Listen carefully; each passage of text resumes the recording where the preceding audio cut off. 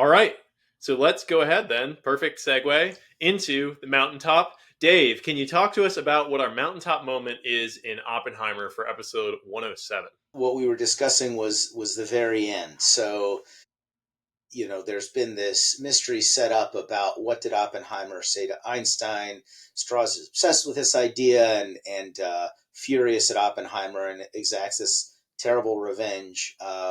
So at the end of the movie, we finally get some insight into what it was that happened in that moment, and it's not quite historical, but they discuss the calculations for whether or not the detonation of such a powerful weapon would ignite the atmosphere and burn the entire atmosphere and destroy the planet. This was true. They did have to figure this out. An energetic enough explosion might burn the atmosphere. They didn't know.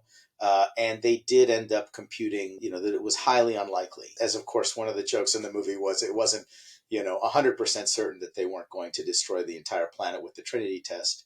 When I was rewatching the movie recently, this moment really struck me because Oppenheimer is, of course, asking himself, is it possible that we did create a chain reaction that will destroy the world, just not at the time frame that he had in mind, that he could foresee what became nuclear proliferation and the Cold War and the great risk that we would have enough of these weapons to destroy the planet. And they were also aware at the time that the development of more powerful weapons, the so-called super bomb, was possible. So we get this insight into Oppenheimer's thinking. I thought that Brian's point of bringing up optimism was interesting because, of course, these guys were working mostly out of fear that the Nazis were developing these weapons.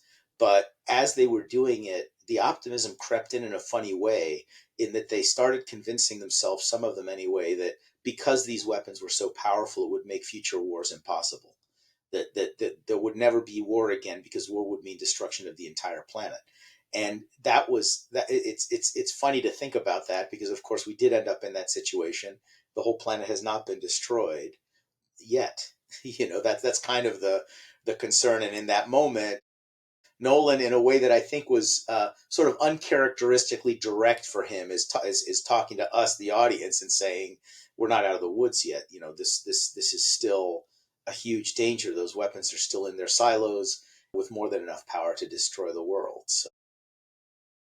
So there was kind of two inflection points there, right? One was we now live with the sense that we have the power to destroy our own world, that we actually do control our own fate and destiny to a degree to which we never did before. So that was a real inflection point.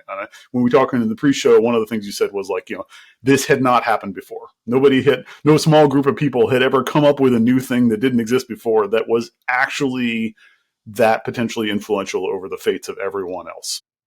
It's hard to imagine what the world was like before that. I can't, because I grew up in the Right. world where. So I think that's what the other thing that got me about the movie rewatching it was that they went from a world where, yes, there were wars and they were quite destructive at that point, but it wasn't like everyone was going to die, to a world where actually everyone might die. Right. So that's a huge inflection point. But then the other interesting thing that you mentioned in the pre-show was that has then inevitably become a metaphor that we now use when thinking about new technologies, right? And we talk about social media, we talk about AI in the same way as, oh, are we about to do it again? Are we about to create another existential threat? Are we about to alter the fabric of our decision making in some fundamental way? And that's been really interesting to watch. Like, are these things the same? But as a leader, when we already saw it happen once, we already saw the bomb be created. We already saw nuclear non-proliferation. We already saw live through the drills and the fear. Are we doing it again? Could we possibly do it differently? Could we possibly not invent AI? It doesn't look like it. It doesn't look like anybody would be willing to not invent the AI on the off chance that it destroys us all. Like It's a appears to weird be thing not a thing. about these stories, right? Because we Right. know the risk and we do it anyway because we kind of Right. have to. I mean, I think that's the thing that when I first became fascinated with these stories, reading them was, I think I had in mind this notion that, well, at some point along the way, why didn't they just decide not to do it or to not to drop the bomb on Hiroshima or not to develop these arsenals? And you look at the story and it reads like a Greek tragedy. They really didn't have choices. They had to develop the weapon, because if the Nazis did, well, we can all imagine what that world would have been like. And we do. There's shows about it, right? But So beyond. then, Sorry. yeah. So then the best case scenario is, as a leader, you aspire to be Oppenheimer, right? You aspire to do the thing and then to fight against the thing expanding. So Drew, what do you think about this? Like, who's your role model in this movie? Yeah, it's really tough to find a role model in this movie. It's almost real life, That's what biopics are. So that's the challenge. But what stuck out to me while you guys were talking here is that while maybe we don't have a choice if we're going to continue working towards artificial general intelligence, people are going to keep marching towards the profit stuff that's going to drive the efficiency, that's going to drive the whatever that's going to drive at the cost of who knows what, because the cycle's basically already started, in the same way that as soon as it was possible and people believed that they could build a nuclear bomb, it seemed like it had to happen, basically just due to World War II and the buildup that was happening there. But I do think that's where we as leaders have a choice and have meaningful consequences of our choice. And it's to be purpose driven, to continue to drive values, to continue to mentor others, to teach people how to properly make decisions. And obviously, more than that, to learn how to make proper decisions ourselves, because it is very challenging as a human every day to have to wake up and be put in front of me decisions of, it's not necessarily like big decisions of life or death, but it is the small chipping away decisions of life or death that determine, what type of world are we building. And the way that we do that is by building up our own character. And that's why in Wonder Tour we say character is destiny, because it's not the only thing that we're doing, but building up a character of service, building up a character that is magnanimous, where we are focused on serving other people, not serving ourselves. That is one way that no matter what technology, no matter what tools come out of it, it doesn't matter if something comes that ends up destroying large parts of the population, because guess what? As much as that would be an absolute tragedy, the purpose lives on, the mission lives on. Humans continue to care for each other, to serve each other over themselves. And that is really the only thing that seems to be able to move past all of the doomsday clocks and everything else. As we look at all of the terrible things that have happened over the course of human society, the only thing that sticks out to me that works, and I think this is what Oppenheimer, this is kind of what he learns, is, oh crap, maybe in all of this, it was a little bit of a selfish pursuit in addition to trying to serve the world. And really, I'm going to have to dedicate the rest of my life to trying to serve the world now because of the decisions that I've made. And don't we all need to wake up every day with that reminder that my job is to serve the people that I come in contact with today?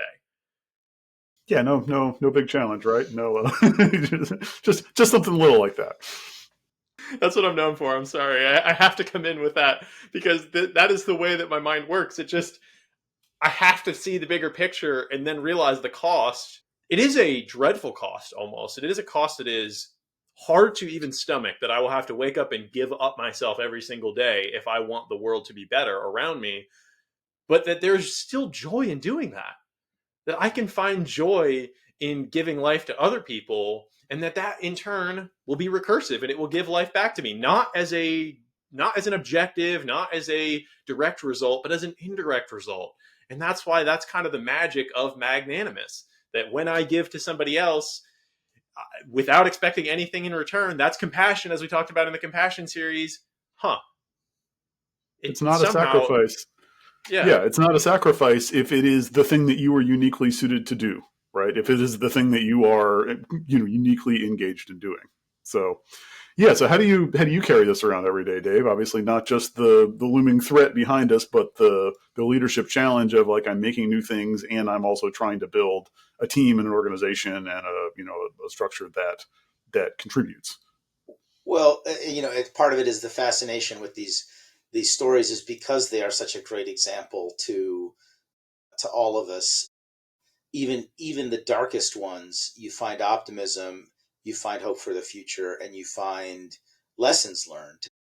I think that's exactly right, Drew, what you were saying. A lot of these guys, after this remarkable thing that they took part in, leaders of a sort that they almost certainly wouldn't have been otherwise. In most cases, that was a good. So I think that's part of my fascination with this story, and for instance, other similar ones like, say, the space race. You had something very similar happen, and I think the development of the atomic bomb was a model for these sorts of things, where you bring together government, industry, the people, sort of as a whole, to achieve this remarkable thing. Everything I do is, of course, on a much smaller scale, but all of us are part of these bigger systems, and I mean, I don't think it's unusual at all to find inspiration